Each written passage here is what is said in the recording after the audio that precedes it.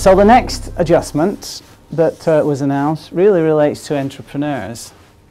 And in Hong Kong, the entrepreneur is accommodated immigration-wise under the general employment policy with a visa type called the business investment visa, as opposed to, of course, the capital investment visa.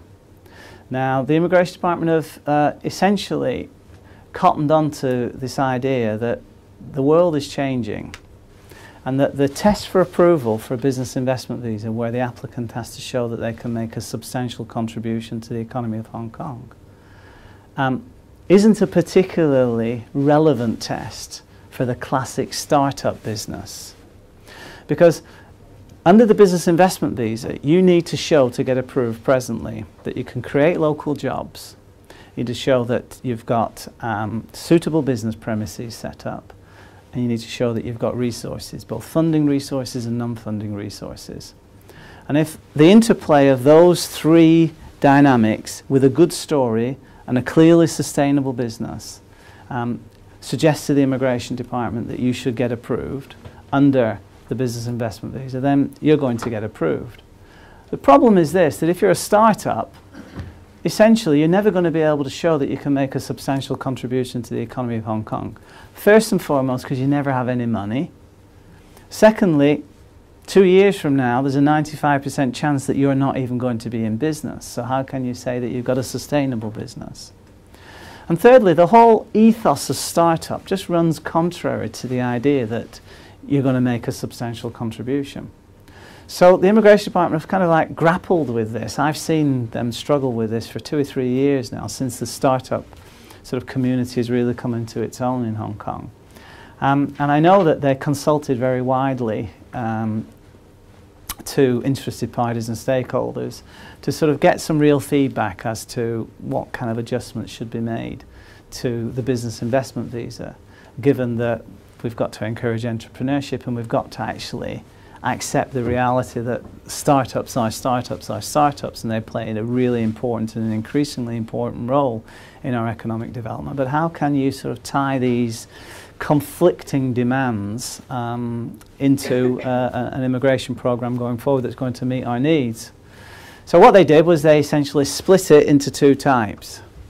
So now what happens, if you're going to establish a business in Hong Kong as a foreign national and you want immigration status to do that, you have to prepare your application as though you are an entrepreneur, where you show you can make a substantial contribution to the economy of Hong Kong.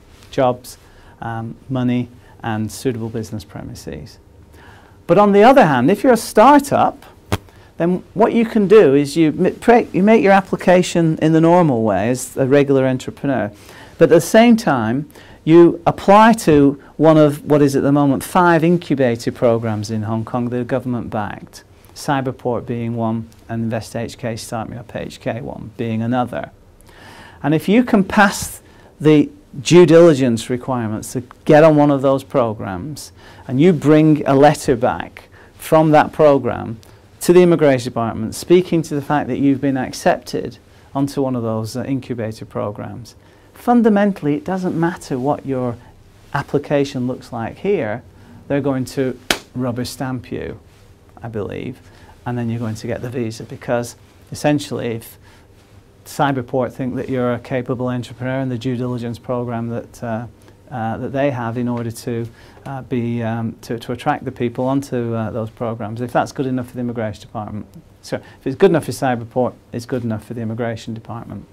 So you do have a leg up if you're a classic startup now. It just means that you've got 2 applications to make. You've got to prepare your application for the visa, and you've got to prepare your application to be admitted onto the incubator program.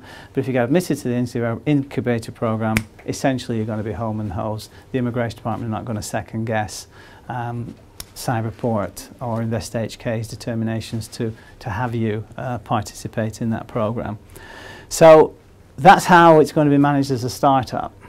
But if you're not a startup, defined in the way that the Immigration Department define you, then you're left with the regular entrepreneur challenge, substantial contribution to the economy of Hong Kong.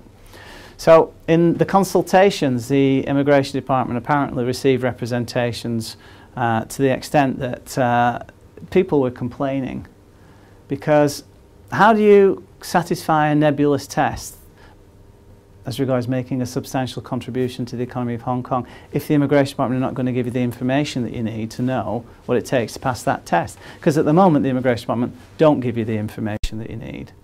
Now, as a result of this public consultation, the enhancement measures are going to mean the Immigration Department are going to specifically set out the kind of criteria that need to be addressed for the purposes of this visa type.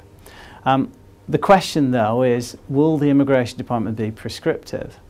Will they say, okay, so if you create 2 jobs and you've got $1 million Hong Kong dollars in your bank account and you show to us that you've got a tenancy agreement that you're paying more than $9,000 a month, then you're going to get your visa. I don't believe the Immigration Department are going to do that. The Immigration Department are not going to give any of their power away. They always want to reserve the right to say no. So I think what's going to happen is that we'll get a decent booklet that speaks to the kind of criteria the Immigration Department are expecting to see at play in an application, so that at least you can rule yourself out if you don't think you're able to at least satisfy the general hue, tone and colour of the information that they're giving you. As I say, I'll be really surprised if they come back and say, well, as long as we can see you've got this and this and this, then there's a high probability you're going to get approved. But it remains to be seen.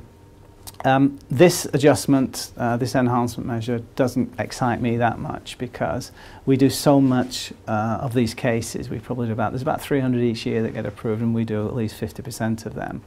So I get to see the pattern of the Immigration Department's decision-making process, and I understand essentially what is needed to get approved.